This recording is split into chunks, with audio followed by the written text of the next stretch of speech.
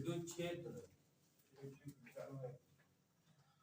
आवेश के कारण विद्युत क्षेत्र। पिछली क्लास में हम लोग कूलाम का नियम पढ़ चुके हैं। कूलाम का नियम, ठीक है, relation between two charge and force. आवेशों के बीच लगने वाला बल हमको कूलाम बताता है। कूलाम क्या है? फ्रांस के साइंटिस्ट उन्होंने बताया कि अगर प्लस और प्लस चार्ज हैं, यानी सिमिलर चार्ज, यानी इस पे भी प्लस है, इस पे भी प्लस है, तो इनके बीच कैसा बल लगेगा? प्रतिकर्षण बल। ये क्या है? बाहर की ओर बल लगा रहा है, ये भी बाहर की ओर। इनके बीच कैसा बल लग रहा है? प्रतिकर्षण बल। अगर ये प्लस चार्ज होता और ये माइनस होता तो इनके बीच कैसा बल लगता? आकर्षण बल। ये इसकी तरफ आकर्षित हो, ये इसकी तरफ। यहाँ पे कौन सा बल लग रहा है? आकर्षण बल, ठीक है। अगर सेम टाइप के चार्ज हैं तो एक दूसरे को रिपल करेंगे, डिफरेंट टाइप ऑफ चार्ज हैं तो एक दूसरे को अट्रैक्ट करेंगे ना। देखिए कूलाम ने बताया आवेशों के बीच जो बल कार्य कर रहा है, उन्होंने एक फार्मूला दिया, ये फार्मूला। जैसे हम लोग न्यूटन का गुरुत्वाकर्षण नियम पढ़े हैं। न्यूटन का गुरुत्वाकर्षण नियम क्या है? F equal to capital G m1 m2 by r square. इसी की फोटो कॉपी के वाला फार्मूला है। यदि वस्तुओं के द्रव्यमान m1 m2 हो, एक दूसरे से r दूरी पर रखे हो, तो उनके बीच जो बल लग रहा है इसको बोलते हैं न्यूटन का गुरुत्वाकर्षण नियम। लेकिन यहाँ पे यदि आवेश हो, m1 m2 था, यहाँ पे आवेश हो गया, तो लगने वाला बल क्या है? कूलाम बल या इलेक्ट्रिकल फोर्स या वैद्युत बल का है। F equal to 1/4 pi epsilon 0 Q1 Q2 by r square. Q1 Q2 क्या है? आप सपोज दैट Q1 आवेश है, यहाँ पे Q2 आवेश, दूरी r है। तो कूलाम ने बताया कि लगने वाला जो बल है आवेशों के गुणनफल के समानुपाती होता है ना। और दूसरे में क्या होता है? और इनके बीच जो दूरी है r, वर्ग के विलोमानुपाती होता है। दोनों को मिला देते हैं, यह proportional to Q1 Q2 upon r square. जैसे यहाँ पे कांस्टेंट G है, यहाँ पर भी कांस्टेंट आ जाएगा। F इक्वल टू कांस्टेंट को हम माने थे C, यानी coulomb constant, Q1 Q2 upon r square. यहाँ पे G है, यहाँ पे एक नया कांस्टेंट मिल गया, इसको कूलाम कांस्टेंट, जो इसकी वैल्यू है कूलाम की। C की वैल्यू आप लिखेंगे 1/4 पाई एप्सिलॉन 0। एप्सिलॉन 0 क्या है? माध्यम की विद्युतशीलता। ये क्या होता है समझो। माध्यम की विद्युतशीलता क्या होती है उसको समझेंगे सब लोग। देखो जैसे प्लस चार्ज है, इसने वैद्युत क्षेत्र रेखाएं 100 लाइन से भेजी। आप जानते हैं कि वैद्युत क्षेत्र रेखाएं बाहर क्यों निकलती है? धनावेश के कारण। इसने 100 इलेक्ट्रिक फील्ड लाइन भेज रहा है इसके पास, तो बीच में जो मीडियम है, सपोज दैट ये आवेश है, आवेश किसी माध्यम में रखा है ना, आवेश किसी माध्यम में रखा है, ठोस द्रव गैस, कागज, मोम, कुछ भी हो सकता है माध्यम। तो इसने अगर 100 फील्ड लाइन भेजी तो इसके पास कितना आई? 60, और 40 इसने माध्यम ने रोक लिया। 100 वैद्युत क्षेत्र रेखाएं प्लस वाला भेज रहा है इसके पास, तो 100 में से 60 पहुंच गई, 60 यहाँ तक, और 40 रोक ली गई। कौन रोका भाई? प्रतिरोध का काम कर रहा है। जैसे हम लोग किसी वायर में, ये विद्युत तार है, इसमें विद्युत धारा दे रहे हैं, तो इस तार में कुछ प्रतिरोध है जो विरोध कर रहा है इलेक्ट्रिक करंट ना फ्लो हो सके। हम लोग वॉकिंग करते हैं ऑन द ग्राउंड, तो वहां भी फ्रिक्शनल फोर्स अपोज करता है कि हम ना चल पाए। साइकिल और साइकिल के टायर और रोड के बीच में frictional force oppose the relative motion, गति का विरोध कर रहा है कि आप ना चल सके। अगर फ्रिक्शन ना होता तो चलना भी आसान ना होता, तो फ्रिक्शन हमारे लिए जरूरी भी है। तो फ्रिक्शन के कारण हम लोग वॉकिंग कर पा रहे हैं, चल पा रहे हैं। बारिश के दौरान हम लोग गिर जाते हैं, फ्रिक्शन कम हो गया। बालू पर चलना आसान नहीं होता, फ्रिक्शन कम हो। बर्फ पर चलना कठिन होता है, वहाँ फ्रिक्शन नहीं। तो फ्रिक्शन हमारे लिए जरूरी भी है। तो वायर में प्रतिरोध भी जरूरी है, प्रतिरोध भी जरूरी है। प्रतिरोध अगर ज्यादा होगा तो हीट ज्यादा होगा। हीट जानते हो, उष्मा। अगर तार में प्रतिरोध ज्यादा है तो उष्मा ज्यादा होती है, उष्मा ज्यादा होगी तो करंट का ज्यादा लॉस होगा, करंट लॉस होगी ज्यादा उष्मा होने के कारण। पतले तार का प्रतिरोध बहुत ज्यादा होता है, मोटा तार है तो प्रतिरोध कम होगा। इसी कारण जो कटआउट होता है घर में, कटआउट जिससे पूरे घर में करंट, उसका तार बहुत पतला बन जाता है। तार पतला होगा तो प्रतिरोध बहुत ज्यादा होगा। अचानक से वोल्टेज बढ़ गई, कटआउट का जो वायर है गल जाए, जिसको बोलते हैं फ्यूज ना। फ्यूज की क्या जरूरत है? तो फ्यूज अगर जल जाएगा तो हमारे घर के जो डिवाइस हैं, पंखा, कूलर, टीवी, फ्रिज वगैरह जलने से बच जाएंगे ना।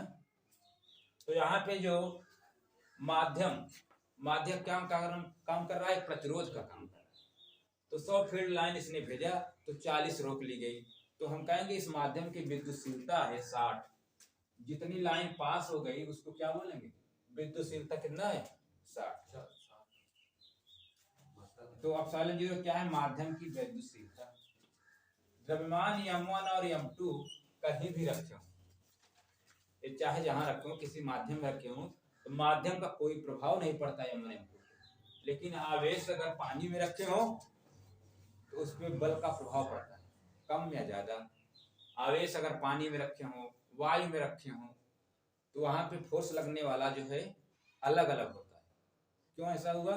क्योंकि माध्यम की जो विद्युतशीलता है हर जगह अलग अलग होती है। अब हमने यहाँ पे रखा था पानी में, तो विद्युतशीलता कितना थी? 60। अब इसको वायु में रखते हैं, अगर वायु में रख देंगे चार्ज को, तो इसकी विद्युतशीलता बढ़ जाएगी, ये ज्यादा इलेक्ट्रिक फील्ड लाइन को पास होने देगा, यानी प्रतिरोध कम हो गया ना। अब यहाँ पे देखो, इस फार्मूला में C की वैल्यू कितना है? 1/4 यहाँ देखते हैं इधर फार्मूला को लिखेंगे, या फिर इक्वल टू 1/4 एप्सिलॉन 0। C का मान यहाँ से रख दिए ना, Q1 Q2 अपान R²।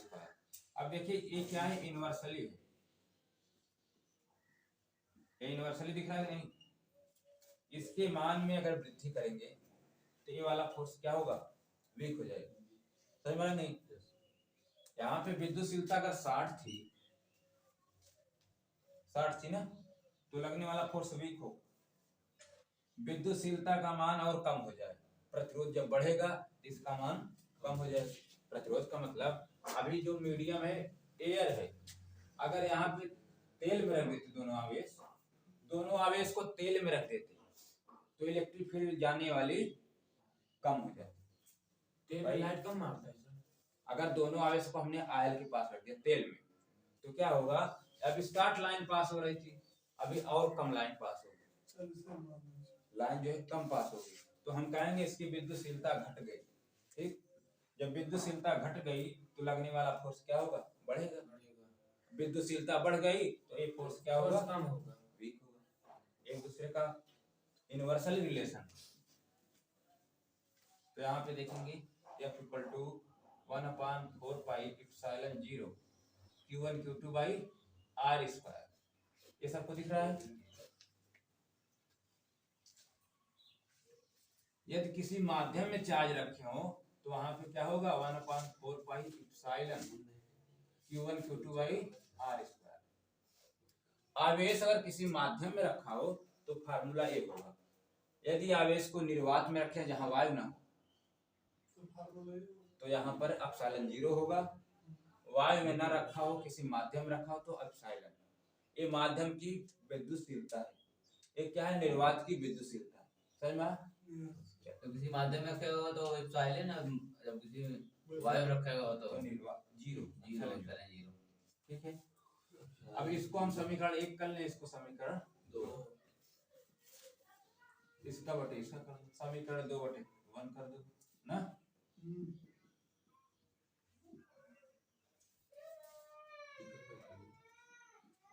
F क्या है? F0 यानी निर्वात में चार्ज रखो जहां वायु ना हो।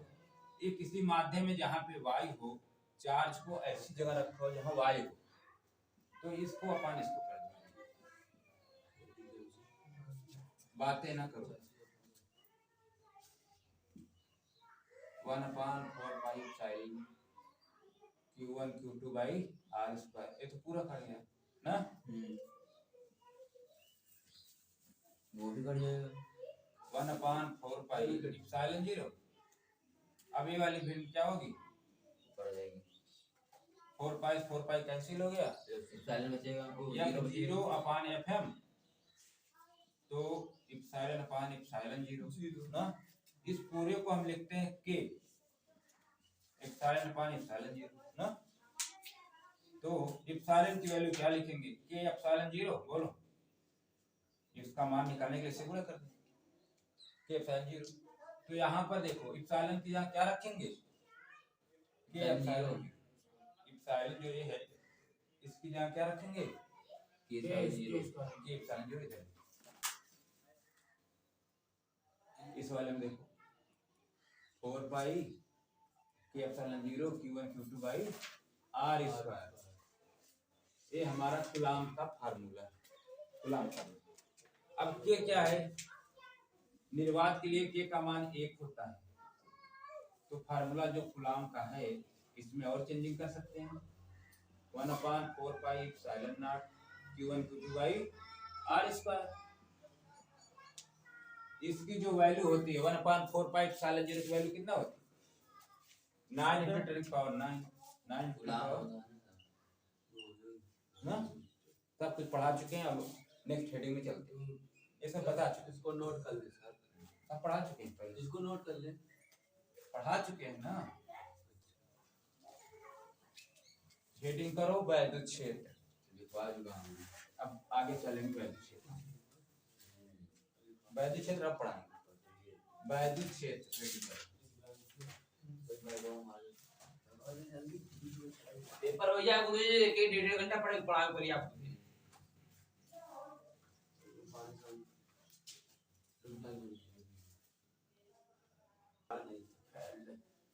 देखिए इलेक्ट्रिक फील्ड क्या होता है, वैद्युत क्षेत्र।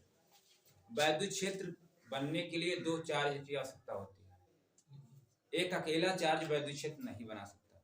जब 2 वैद्युत आवेश होंगे तभी इलेक्ट्रिक फील्ड हो सकती है।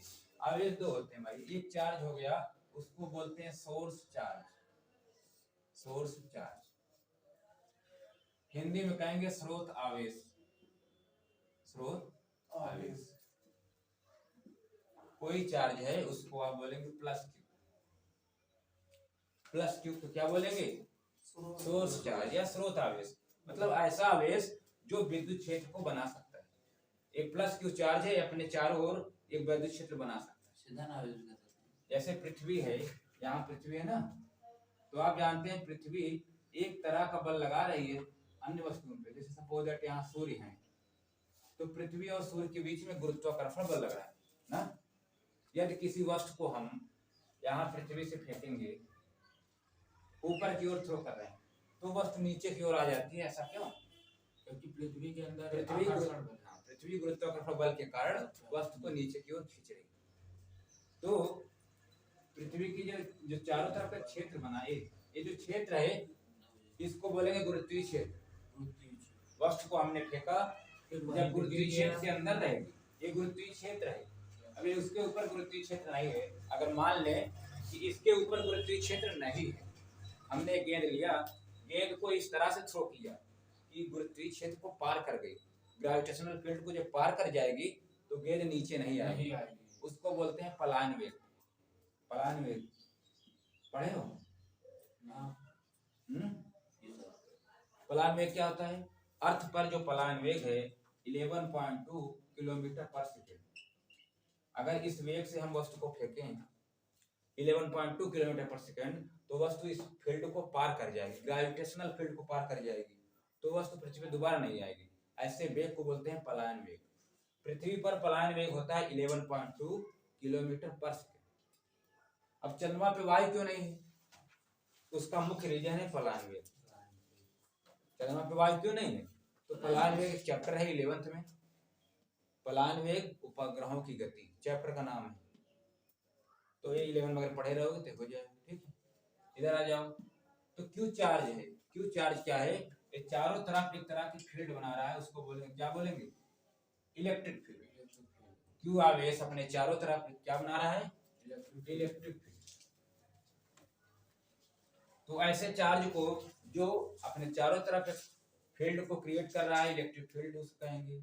इस चार्ज को बोलेंगे सोर्स चार्ज। एक दूसरा चार्ज है, उसको बोलते हैं प्लस क्यू जीरो। क्या बोलेंगे? इस चार्ज को बोलते हैं टेस्ट चार्ज, यानी परीक्षण आवेश। परीक्षण आवेश, परीक्षण आवेश यानी ये क्यू चार्ज है, इसने इलेक्ट्रिक फील्ड बनाया, तो हम इसके द्वारा क्या करेंगे? परीक्षण करेंगे इलेक्ट्रिक फील्ड है कि नहीं। कैसे जानेंगे? भाई ये प्लस क्यू चार्ज है, ये अपने चारों तरफ एक फील्ड बना रहा है, उसको बोलेंगे इलेक्ट्रिक फील्ड। ये ऐसी इलेक्ट्रिक फील्ड है जो रेस्ट में है, इसको टच करने से करंट वगैरह की शॉकिंग नहीं लगेगी, झटका नहीं लगेगा। ये चार्ज को बोलेंगे इलेक्ट्रोस्टैटिक चार्ज, और जो करंट बना है उसको बोलेंगे इलेक्ट्रोस्टैटिक करंट, यानी स्थिर वैद्युत धारा। ये करंट जो है कहीं इलेक्ट्रोडायनेमिक्स करंट आप नहीं बोलेंगे, ये मूव नहीं कर रहा है चार्ज। तो ये वाला चार्ज अभी रेस्ट में है, ये चारों तरफ की इलेक्ट्रिक फील्ड बना रहा है। तो हम कैसे चेक करेंगे इलेक्ट्रिक फील्ड है कि नहीं है? इस वाले चार्ज को हम इसके पास लाते हैं ना, प्लस क्यू जीरो को हमने क्या बोला? टेस्ट चार्ज यानी परीक्षण आवेश। जब इसको इसके पास में लाते हैं, देखो यहाँ तक लाए हैं, अभी कोई अट्रैक्शन या रिपल्सन नहीं हो रहा है। ये चार्ज अभी ना तो आकर्षित कर रहा है ना तो प्रतिकर्षित कर रहा है। लेकिन जब फील्ड के अंदर लाए चार्ज को, इस वाले को कहाँ लाए?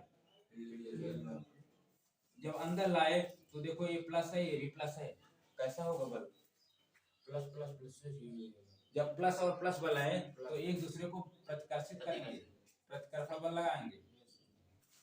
प्लस वाला चार्ज ये देखो सोर्स चार्ज है, वैद्युत क्षेत्र उत्पन्न करेगा। कैसे चेक करेंगे कि इलेक्ट्रिक फील्ड है कि नहीं है? एक दूसरा चार्ज प्लस क्यू जीरो, इसके द्वारा हम टेस्ट करेंगे कि इलेक्ट्रिक फील्ड इसने बनाया कि नहीं बनाया। तो जब इसके पास लाते हैं इलेक्ट्रिक फील्ड के अंदर, तो ये इस पे एक बल लगा रहा है। अगर ये प्लस है तो ये हमेशा प्लस में रहेगा, तो प्रतिकर्षा बल रहेगा। अगर ये माइनस होता ये वाला प्लस हमेशा प्लस में रहेगा। इसको जब इसके पास लाएंगे तो अट्रैक्शन होगा, अट्रैक्शन बहुत तेजी से होगा, तो हम समझ जाएंगे यहाँ पे कोई फील्ड क्रिएट है, इलेक्ट्रिक फील्ड ना। इलेक्ट्रिक फील्ड को देखो हम लोग ई से डिनोट करते हैं, वैद्युत क्षेत्र। ठीक है, वैद्युत क्षेत्र क्या होती है? जो विद्युत धारा की दिशा को प्रदर्शित करती है। विद्युत धारा की दिशा में फ्लो हो सकता है, उसकी डायरेक्शन को प्रदर्शित करती है।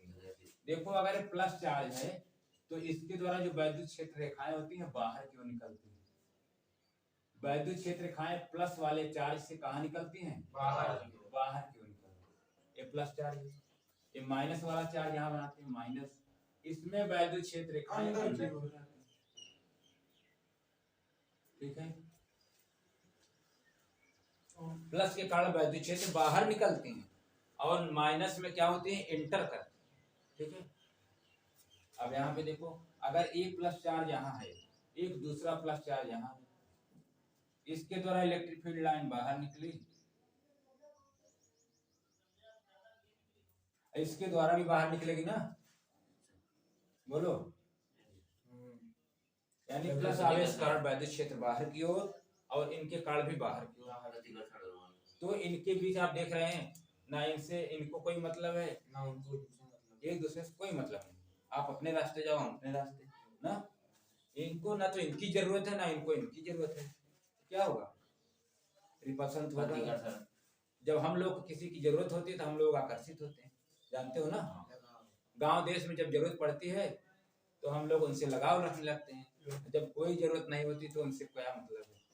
आप अपने रास्ते, हम अपने रास्ते। तो वही यहाँ पर भी है, ये प्लस चार्ज है, प्लस चार्ज है, इनके द्वारा जो वैद्युत क्षेत्र रेखाएं हैं बाहर निकल रहे हैं, इनके द्वारा भी बाहर निकल रहे हैं, एक दूसरे की कोई जरूरत नहीं है। तो यहाँ पे लगने वाला जो बल है क्या बल है? प्रतिकर्षण। अब ध्यान समझिए, अगर यहाँ प्लस है यहाँ माइनस है तो क्या होगा? वैद्युत क्षेत्र रेखाएं यहाँ से निकलेगी और इसमें चली जाएगी, यानी यहाँ से शुरू हो रही है, यहाँ पे खत्म। अब आगे देखेंगे इस तरह से वैद्युत क्षेत्र रेखाएं प्लस से प्रोड्यूस हो रही हैं और माइनस पे खत्म हो जा रही हैं। अब देखो यहाँ से प्रोड्यूस हुई, यहाँ निकली, माइनस में आके खत्म हो गई। प्लस से जा रही है माइनस में हाँ, खत्म। प्लस से शुरू होकर यहाँ खत्म हो गई। हाँ तो यहाँ से आप एरो दिखाएंगे बाहर निकल रही हैं। अंदर जाएंगे।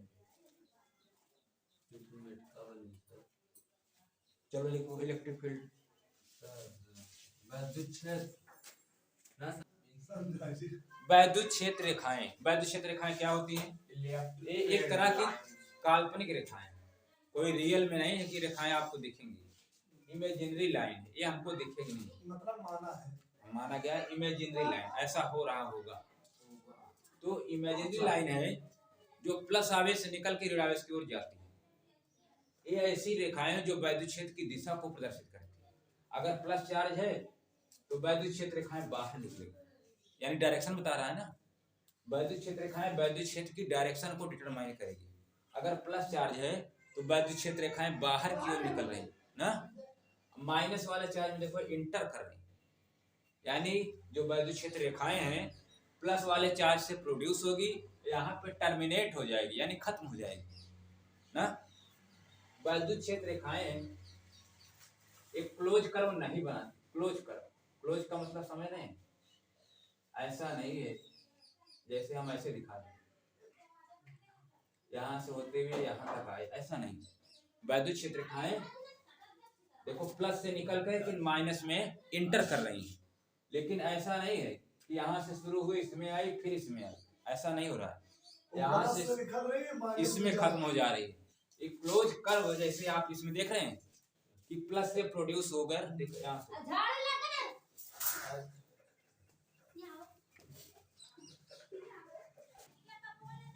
सुनो, प्लस चार्ज से इलेक्ट्रिक फील्ड लाइन बाहर निकलती हैं, माइनस में इंटर करती हैं, लेकिन क्लोज कर्व नहीं बनेगा। बंद कर दीजिए इसे सर। चालू है। इलेक्ट्रिक फील्ड लाइन प्लस से प्रोड्यूस होगी और माइनस में इंटर करेगी, लेकिन ऐसा क्लोज कर्व नहीं बन पाएगा।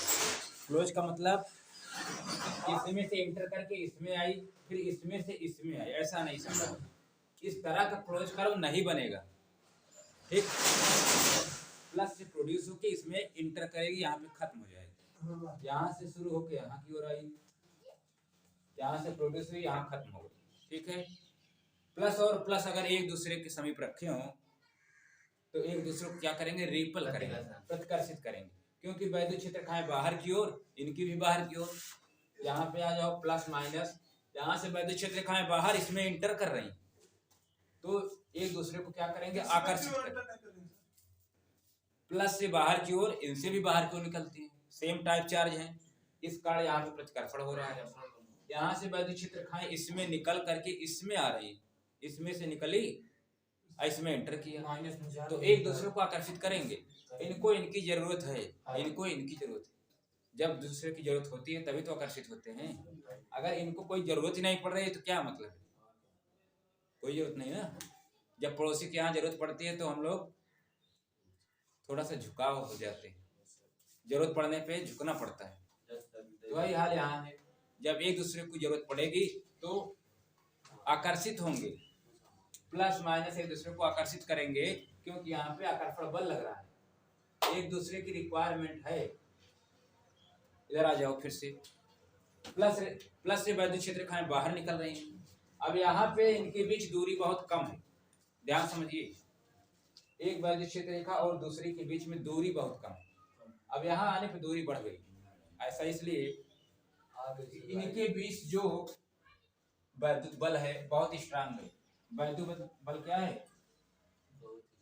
इनके बीच दूरी बहुत कम है, वैद्युत बल बहुत ही स्ट्रांग है, बहुत ही प्रबल है।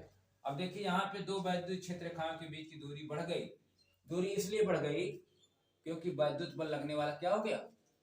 दुर्बल हो गया, कमजोर हो गया। यानी यहाँ पे वैद्युत क्षेत्र ज्यादा होता है और यहाँ वैद्युत क्षेत्र वीक हो गया। ध्यान समझो, वैद्युत क्षेत्र जो पोल है इसको बोलते हैं पोल, धनात्मक ध्रुव और ऋणात्मक ध्रुव।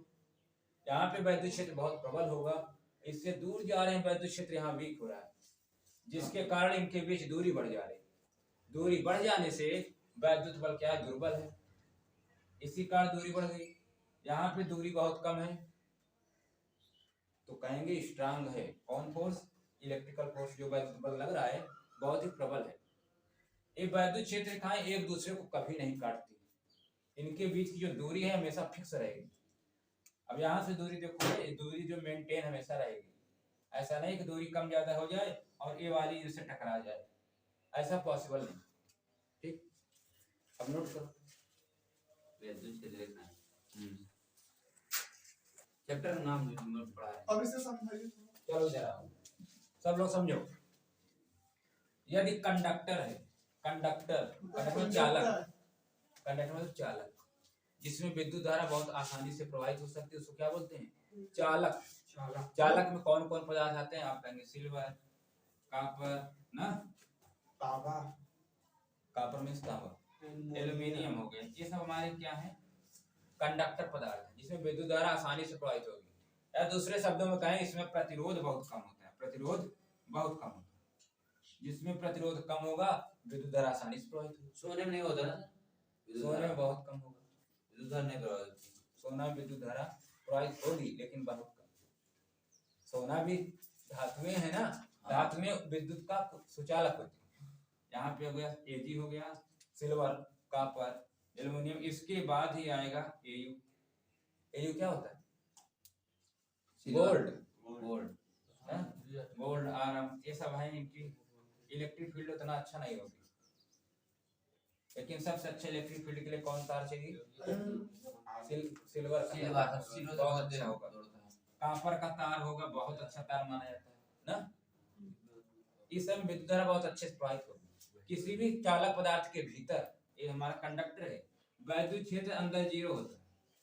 चालक पदार्थ के भीतर वैद्युत क्षेत्र 0 होता है, लेकिन जो वैद्युत क्षेत्र रेखाएं होती हैं चालक पदार्थ से बाहर निकलती है, इस पृष्ठ के लंबवत निकलती है।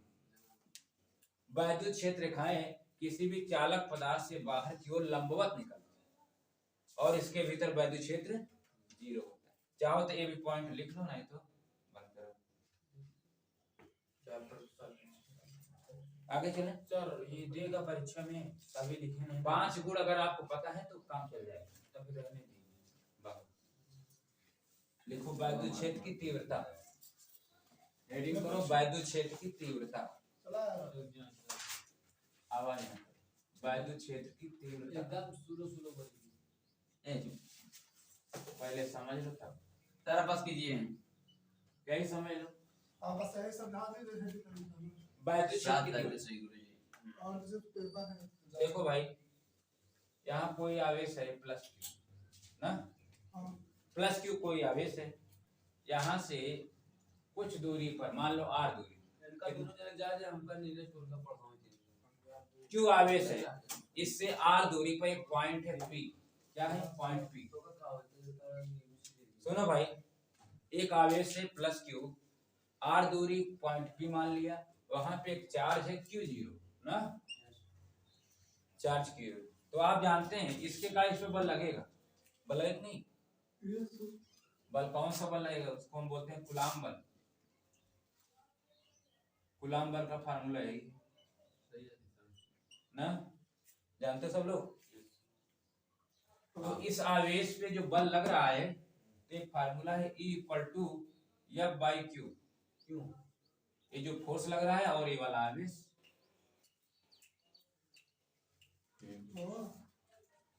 किसी आवेश पे लगने वाला बल और उस आवेश के अनुपात को वैद्युत क्षेत्र की तीव्रता बोलते हैं।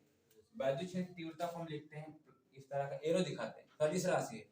वैद्युत क्षेत्र की तीव्रता सदिश राशि, जबकि वैद्युत धारा अदिश राशि। वैद्युत धारा कौन सी राशि है? अदिश राशि।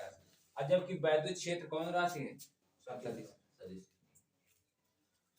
देखिए फोर्स भी क्या है? फोर्स भी क्या है? वेक्टर है, वेक्टर। और ई भी वेक्टर है ना। तो F = ये फार्मूला समझ में आया आपको? कूलाम का फार्मूला है। इस आवेश पे इसके द्वारा जो बल लग रहा है कूलाम फार्मूला। इस आवेश पे जो बल लग रहा है, बल और उस चार्ज का अनुपात, इसको बोलते हैं वैद्युत क्षेत्र की तीव्रता। इस आवेश पे जितना बल लग रहा है और इस आवेश से हम डिवाइड कर दें, जीरो क्यों डिवाइड? Q0 मतलब एक परीक्षण आवेश है, एक परीक्षण आवेश है, एक टेस्ट चार्ज है।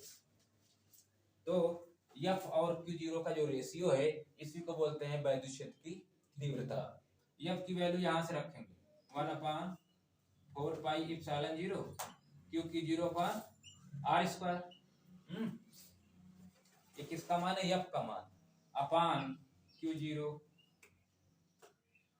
अब यहाँ पे आ जाइए सब लोग, 1/4πε0 Q0 अपान r²। इसका मल्टीप्लाई होगा ना, बोलो। ये वैल्यू यहाँ से कट गई। E इक्वल टू क्या मिला? 1/4πε0 Q अपान r²। बोलो। हाँ ई को क्या है ना? E मतलब वैद्युत क्षेत्र की तीव्रता। नोट करो, ये पूरा इसे नोट कर ले रहे हैं। इसका मात्रक और विमा। हाँ मात्रक कैसे निकालेंगे? E इक्वल टू F/Q के फार्मूला से। बल का मात्रक न्यूटन और इसका मात्रक कूलाम, तो न्यूटन पर कूलाम हो गया, एक मात्रक हो गया न्यूटन पर कूलाम। अब दूसरा मात्रक देखो, E इक्वल टू V/d भी होता है, आगे पढ़ेंगे अगले चैप्टर में। तो ये क्या है? वोल्ट, विभवांतर का मात्रक वोल्ट हो गया, तो वोल्ट पर मीटर दूसरा मात्रक हो गया। पहला मात्रक न्यूटन पर कूलाम और दूसरा क्या हो गया? वोल्ट पर मीटर। अब तीसरा मात्रक यहाँ देखो, जिसको मूल मात्रक बोलते हैं। मूल मात्रक न्यूटन का मतलब क्या हुआ? किलोग्राम मीटर पर सेकंड। ये न्यूटन का मतलब। अपान क्या है? कूलाम। कूलाम का मल्टीप्लाई इसके साथ होगा।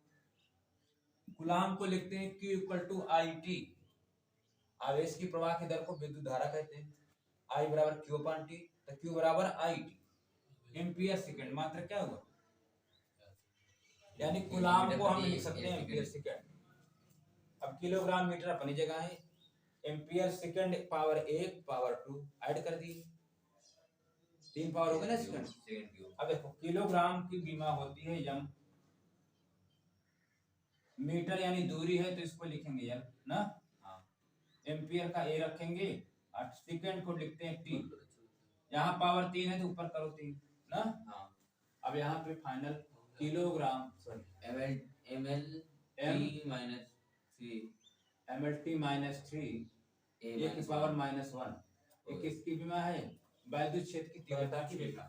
नोट कर लीजिए सब नोट कर लें सर। विमा और मात्रा।